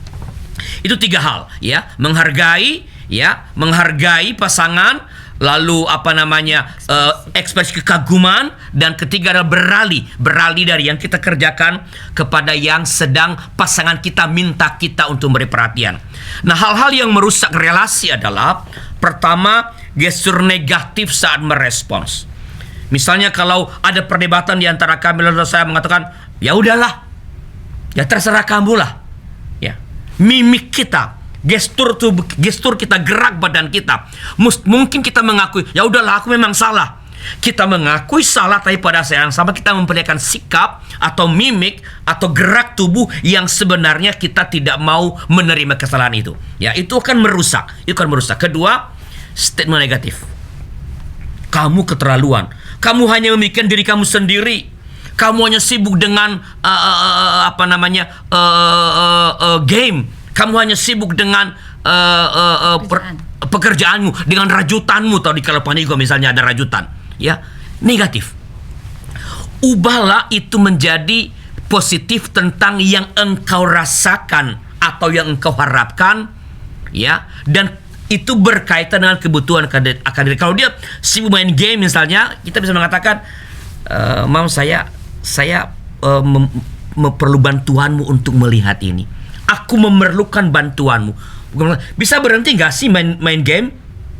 Nggak tahu nggak saya lagi sibuk. Atau kalau lagi masak misalnya, ya, kita sibuk masak, kerepotan, pasangan kita sibuk kerja. Bisa, Pap, saya memerlukan engkau untuk apa kek, membersihkan ini, ya, mencuci ini, ya. Kita mengungkapkan kebutuhan kita. Ketiga, apa yang lagi mengajukan, menyerang, entah verbal, entah aksi, ya. Menyerang, menghina, mempermalukan. Ya, kalau menurut John Gottman, kritisasi itu mengkritik itu yang paling racun. Bersifat korosif. Ya, bersifat korosif. Mengkritik itu bersifat korosif, ya. Mengkritik pasangan itu betul-betul menarik banyak hal-hal yang positif. Betul-betul merusak relasi. Jadi hindarilah mengkritik tadi. Ungkapkan dengan positif. Keempat adalah, ya, tadi udah diingatkan oleh Pak Nanang tadi ketika menjelaskan playing victim, ya, menjadikan diri sebagai korban, ya, bermain korban seperti, ya, politisi-politisi tertentu, ya, mantan itu, ya, membuat pasangan kita merasa bersalah, ya, sehingga dia nggak berani lagi mau ngomong sesuatu yang sebenarnya mungkin kesalahan kita, ya. membuat pasangan merasa bersalah itu adalah sebuah atau hal-hal yang merusak relasi. Nah, rekan pasutri, tidak bisa dihindari bahwa mungkin terkadang dalam tensi tertentu atau dalam situasi tertentu terjadi perbedaan pendapat. Mungkin sampai pada perdebatan tingkat tinggi dengan emosi yang tinggi. Nah, ketika kita sedang berada pada percakapan dan itu adalah menjadi perdebatan pada akhirnya, tadinya ngobrol, saling sharing, berubah menjadi perdebatan yang tinggi, setelah seorang di antara kita mesti meminta time out. Ngapain? Untuk melakukan hal-hal yang positif, menawarkan sesuatu yang positif. Misalnya gini, ya, ketika kami lagi berdebat tinggi, saya bilang, Mam, oke, bolehkah berhenti sebentar, saya mau ambilkan atau mau bikinin kopi. Ya, saya mau kopi. Kamu mau nggak kopi atau teh? Saya akan siapkan. Menawarkan sesuatu, ya, untuk jeda, untuk kemudian nanti kita melanjutkan percakapan. Dengan ini, dalam istilah John Gottman dia mengatakan kita akan beralih dari kemacetan menjadi dialog, ya, from gridlock to dialogue, ya, from gridlock to dialogue, dari kemacetan terurai, ya, berubah menjadi dialog. Itu beberapa hal yang kami ingin sampaikan sebagai catatan-catatan praktis terhadap bagaimana kita terus merawat relasi bahkan di tengah-tengah pandemi ini, ya. Apa yang kita kerjakan dalam situasi normal, hal-hal yang positif yang membangun relasi, kita perlu kerjakan dengan semakin intens di masa sekarang ini, karena apa yang dulu tidak menjadi persoalan boleh jadi sekarang jadi persoalan karena sebagian dari kita, ya, ada pengecuali kayak Pak Slamet, ya, saya juga masih berbeda, tapi sebagian dari kita dalam terkurung di rumah itu akan membuat persoalan apa yang dulu jadi biasa-biasa bisa menjadi persoalan. Terima kasih atas seluruh partisipasi teman-teman pada pertemuan malam ini, dan kita akan mengakhiri pertemuan kita ini dengan berdoa. Saya mohon kesediaan Pendeta Angelin untuk memimpin kita dalam doa, ya, mendoakan pasangan-pasangan yang mungkin sedang berbeban berat saat ini, entah kita, entah teman-teman yang lain dimanapun pasangan yang lain, supaya Tuhan berikan kemampuan untuk melihat berpikir terbuka, menerima perubahan-perubahan, dan do something untuk dapat terus mengalami kebahagiaan yang sebenarnya Tuhan sudah siapkan. Silakan Bu Angelin. Ya, mari Bapak Ibu kita mau tundukkan kepala, kita mau berdoa.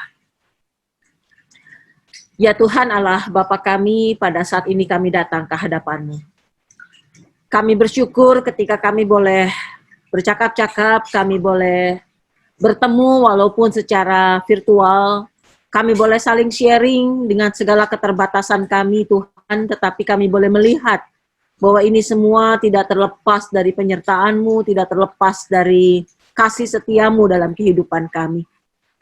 Tuhan, terima kasih juga karena pada saat ini kami boleh kembali diingatkan bahwa dalam kondisi keadaan yang dapat dikatakan tidak normal atau new normal ini, kami boleh terus diingatkan untuk menjaga satu relasi yang baik, khususnya dengan-Mu Tuhan, dan juga terutama dengan pasangan kami. Kami menyadari ini juga tidak mudah kami lakukan untuk bisa merawat dan menjaga relasi yang baik dengan pasangan kami. Oleh karenanya Bapa, kami mohon berikanlah kepada kami kemampuan untuk bisa membuka pikiran kami dengan baik, untuk bisa melihat kembali segala sesuatunya dengan baik, untuk bisa melihat dengan cara yang positif segala apa yang kami alami, walaupun kami menyadari itu pun tidak mudah untuk kami lakukan. Dan ajarlah kami ya Tuhan untuk bisa menerima kondisi, menerima satu situasi yang memang harus kami terima, tetapi juga boleh menerimanya di dalam Tuhan. Sehingga biarlah penerimaan ini boleh membuat kami melakukan sesuatu, boleh membuat kami kembali menjaga hubungan kami dengan baik. Bapa, kami ingin berdoa untuk setiap kami yang saat ini ada dengan segala pergumulan kami, dengan segala persoalan yang saat ini sedang kami hadapi. Baik persoalan dengan anak-anak kami, dengan pasangan kami, dengan orang tua kami, atau dengan hal yang lain. Tuhan, biarlah Engkau yang boleh menilik kami satu demi satu. Tuhan yang boleh melawat setiap kami, dan Tuhan juga yang boleh menolong kami untuk mengatasi segala persoalan yang sedang kami hadapi saat ini. Ya Bapa, mampukanlah kami Tuhan, agar kami boleh mengatasi segala persoalan kami bukan dengan kekuatan kami, tapi kami boleh mengatasinya dengan kekuatan yang dari Tuhan saja. Bapa, kami berdoa juga untuk setiap teman-teman kami yang saat ini sedang mengalami masalah dengan kesehatannya. Tuhan juga yang boleh menyertai satu demi satu.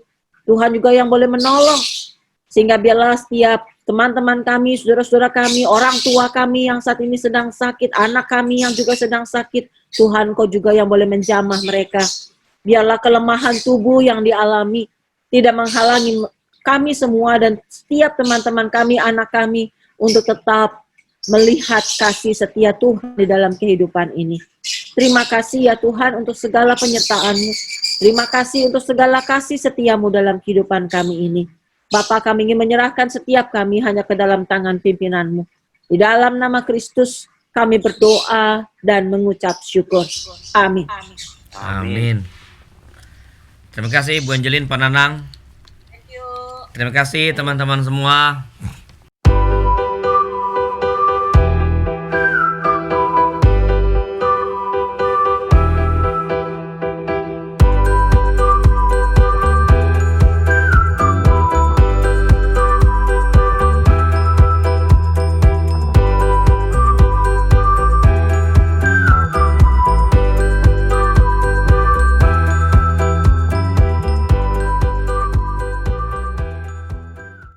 Sahabat, mari dukung pelayanan dan pekabaran Injil melalui YKB dengan membagikan link acara ini kepada sebanyak mungkin orang.